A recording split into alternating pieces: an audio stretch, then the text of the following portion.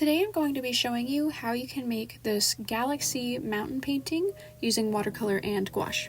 This will take quite a few colors, so for our watercolors we are going to need Payne's Gray, Viridian Green, Ultramarine Blue, Pink, and Violet, and for our gouache we're going to be using Prussian Blue, Ultramarine Blue, a Pastel or Sky Blue, Black, White, and a Fluorescent or Neon Pink. As always, if you don't have all of these colors, you are free to substitute them in for the next best thing. If you don't have a Viridian Green, but you have like a really rich, pretty green that you like, you can always use that. After you've gotten all of your supplies rounded up, you're going to want to make sure that your paper and your watercolor palette have water on them. So you're either going to want to use a little spray bottle to make sure that these are damp, or you're going to want to do what I did and brush on some water and make sure that your paper has an even coat of water. Make sure that it is not pooling, you just want it damp enough that whenever you start to add paint like this, your paint kind of spreads out a little bit. The first color that I'm going in with is Payne's Gray. I am going to be using a very similar method of kind of tapping in the paint as I did with one of my previous tutorials, which I will link above and in the description box. So we're going to be adding a lot of layers of tapped in paint. I have found that using this tapping in technique where you're layering a whole bunch of different colors that are being tapped over and on top of each other creates this really cool granulated color effect. For those of you who don't know what granulation is, it's whenever the colorful pigment in a watercolor is dispersed unevenly and kind of pools into these little sections of color.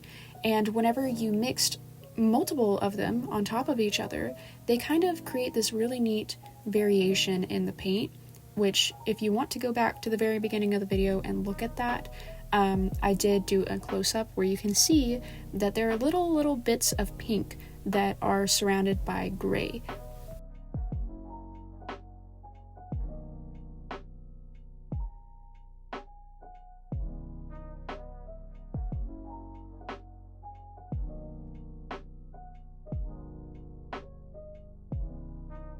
Next, I'm going to be adding black to mostly the outer edges of the paper.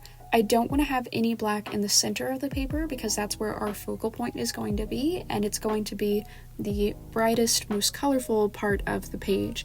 That way it really draws our attention to that area. So I'm just tapping in this black on the edges. It's okay to overlap a little bit of it with the gray, but we don't want to get it very much on the center of the page.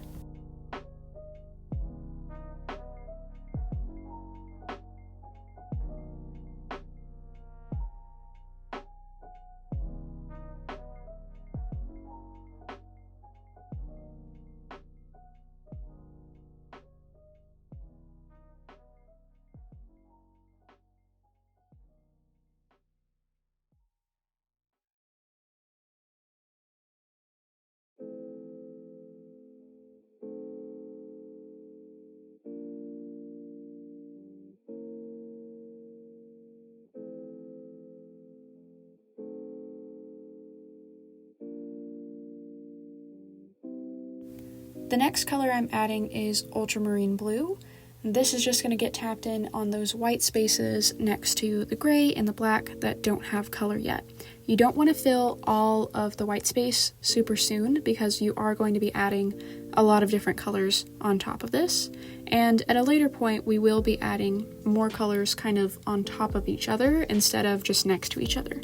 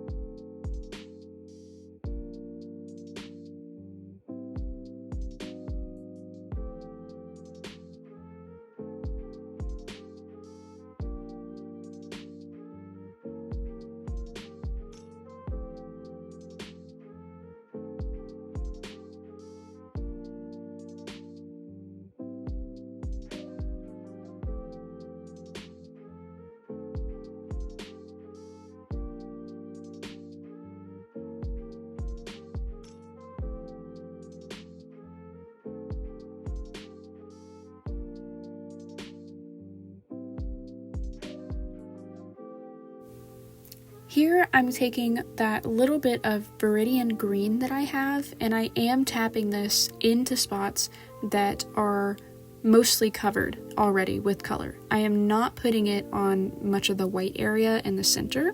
I just want this to be a little bit of an accent, but I don't want it to make the whole background look like it's green tinted, because for now, I want the background to look mostly blue tinted. So this is just a little accent of color.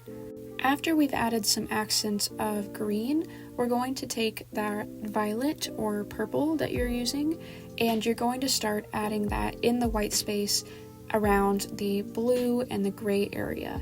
So we're working from the outer edges inwards with our color. You're still going to want to leave some white space, but we are adding a lot more of that purple than we did with the green.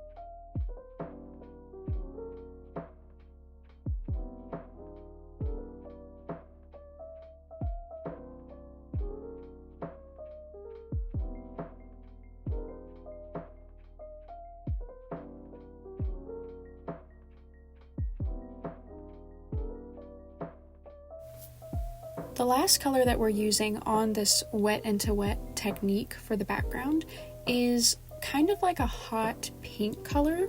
I know that in my Paul Rubens watercolor it called it like a rose red, but it really is very pink.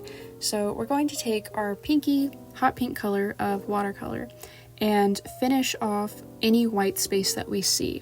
And you're also going to want to add a little bit of it fading out into the other colors. That way it's not such like a stark contrast between them.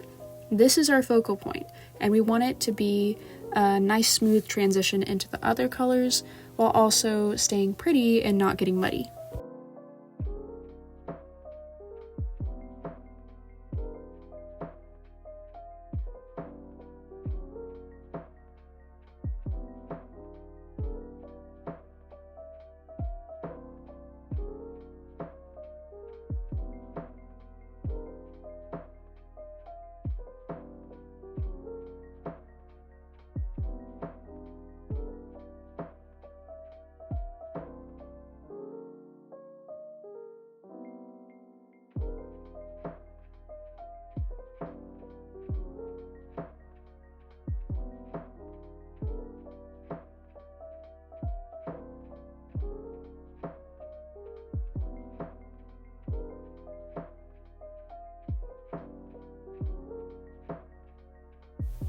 From here on out, for our background, I am just adding some touch-up colors.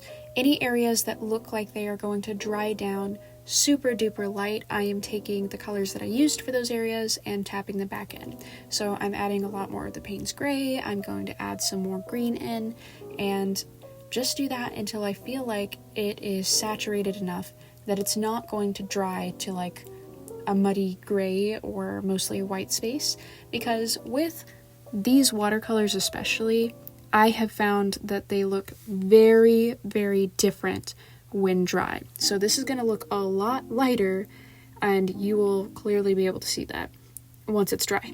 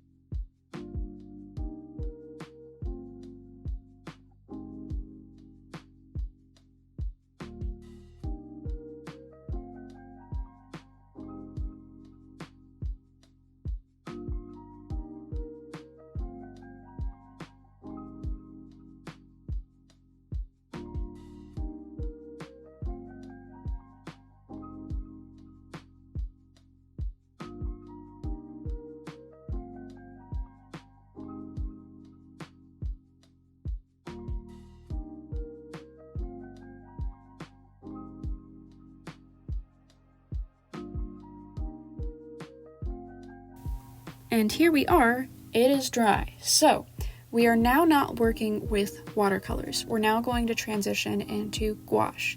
So for the mountainscape, I am just taking a flat brush dipped in some Prussian blue, and I'm making these little triangular shapes that are kind of imperfect so that I can make my mountain line. After I finish the outline of the top of the mountains, I'm just going to fill in that entire bottom section with that Prussian blue.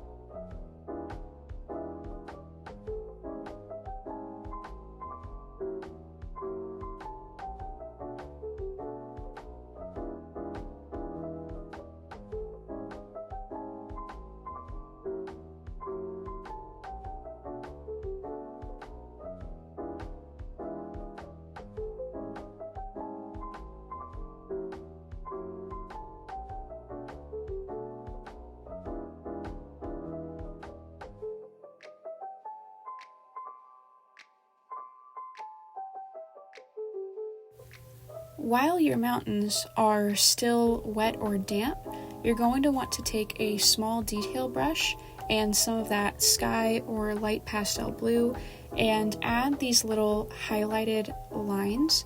They do not need to be perfect. The messier, probably the better. You don't have to think too much about them. You just kind of have to squiggle them on and think of them almost as like partial scribbles. So you're going to add those on to the tops of the mountains, and you're not going to extend them very far because this is just a light point. The mountain is actually going to go darker the further down that it gets because it's going to be going away from the background and any light from stars or anything that you add in later on.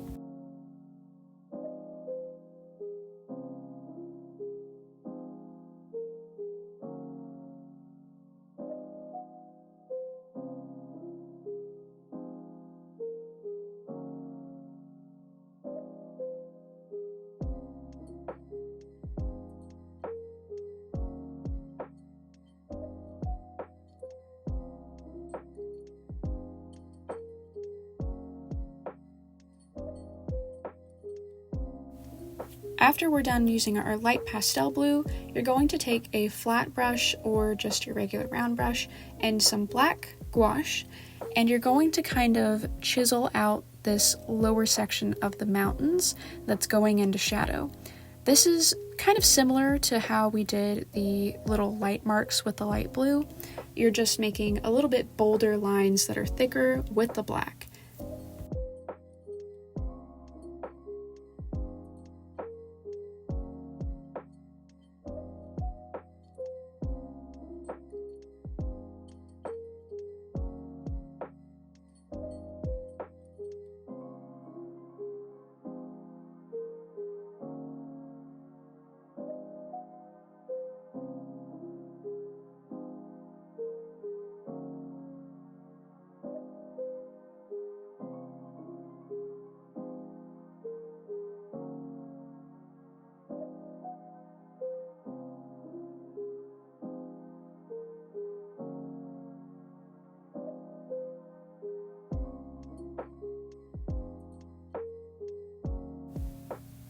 After you're done with the black, you're going to take, once again, a smaller brush and dip it in your ultramarine blue and just add it in some of these gaps in between the black where your Prussian blue is showing through. You don't want to cover that whole blue space, you're just adding this third blue in to give more of a variation so that it looks a little bit more natural.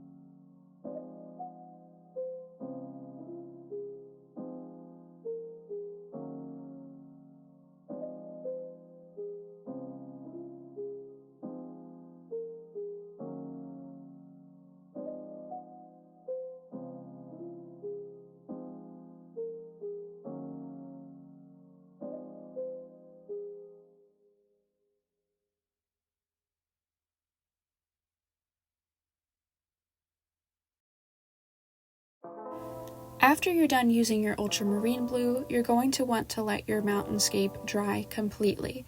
And this time you can go ahead and take a round brush, dip in some white gouache, and add your stars.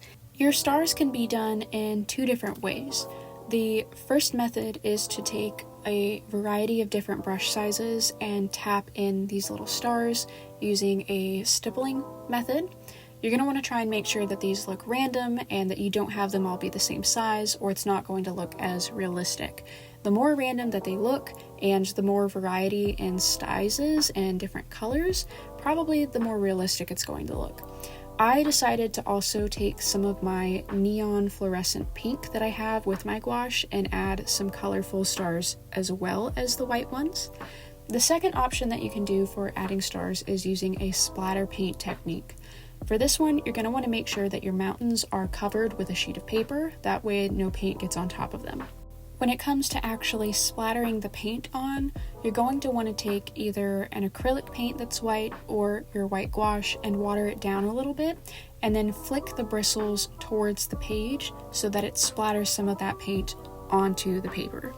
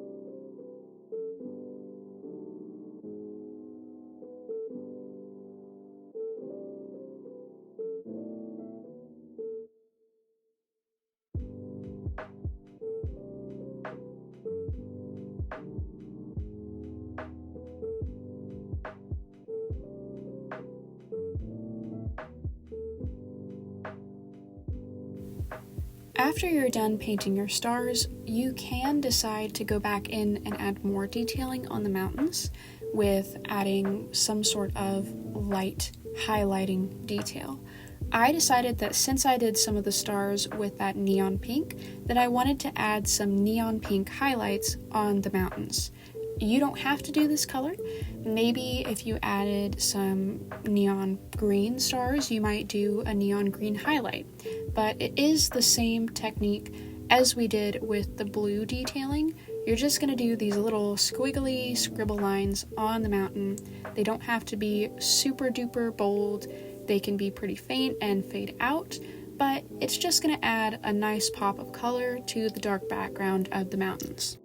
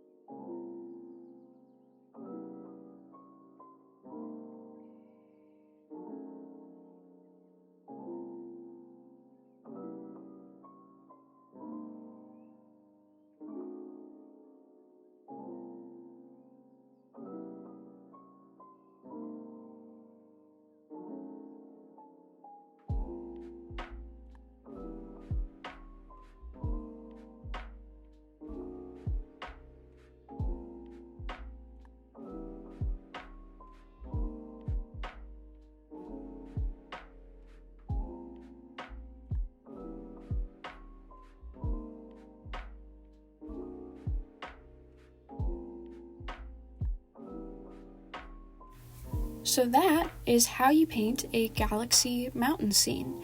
You can absolutely play around with the colors. Maybe you don't want to do the pink, so maybe try doing something with a little bit more green if you're into that, or a little bit more purple. You can definitely play around with it. I hope that this was helpful and that you liked it, and I will see you next time. Bye!